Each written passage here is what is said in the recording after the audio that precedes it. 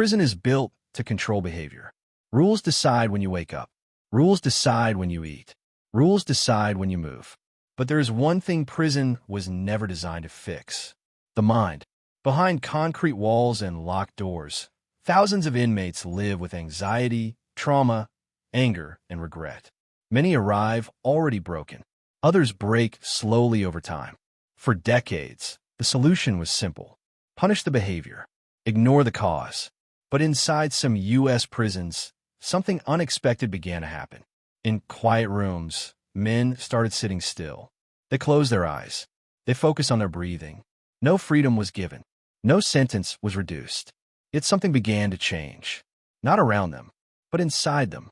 Mental health inside prison is rarely visible. Most prisons were designed for security, not healing. Cells are small. Noise never stops. Privacy does not exist.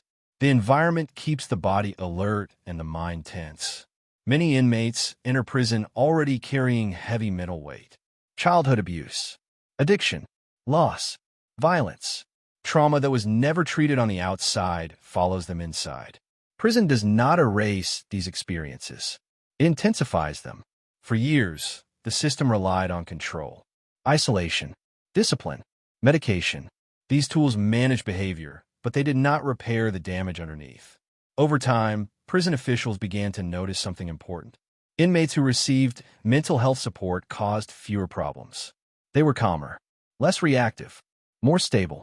That observation led to quiet experiments, small therapy groups, counseling sessions, mindfulness and meditation programs. They were not announced. They were not promoted.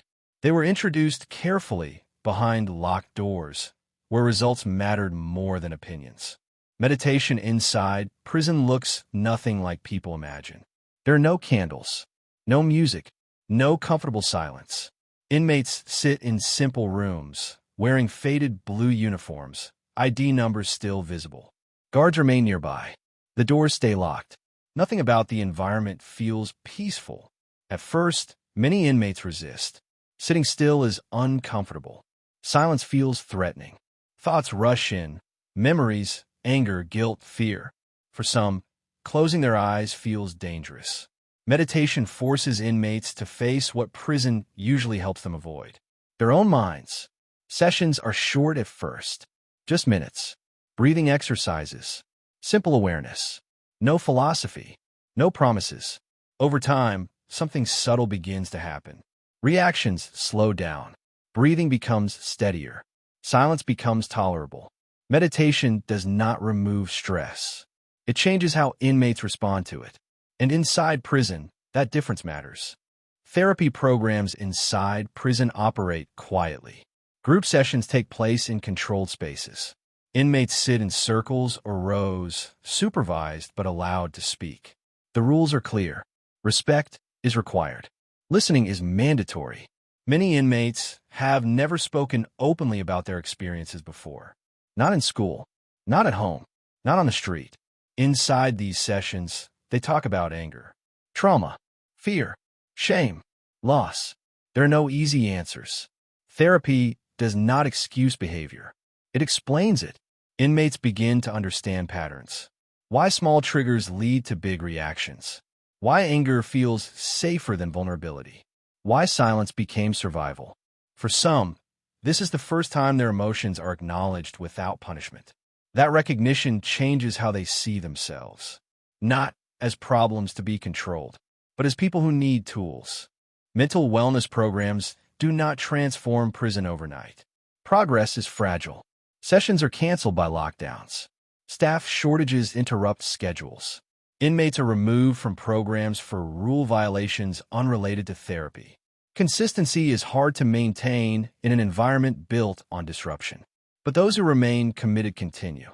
They practice breathing in their cells. They apply techniques during stressful moments. They pause instead of reacting. Guards begin to notice the difference. Fewer confrontations, less tension, more control. Mental wellness does not make prison gentle. It makes it manageable. Over time, the effects become clearer. Inmates who participate in wellness programs often show improved behavior. They handle conflict differently. They communicate more effectively. They mentor others. The change is not dramatic. It is steady. Mental wellness teaches responsibility without force. Inmates learn that they cannot control their sentence. They cannot control the system, but they can control how they respond. That realization is powerful inside a place where control is everything. These programs do not promise redemption. They offer stability. And stability inside prison can mean the difference between survival and collapse. When sessions end, inmates return to their cells. The doors close again. The noise returns. The routine continues. Prison does not change. But for some inmates, their relationship with it does. Mental wellness does not remove punishment. It changes how punishment is endured. Inside concrete walls built to restrain the body, these programs quietly work on the mind. No headlines, no applause, just slow change. And in a place designed to break people down, that change matters more than most will ever see.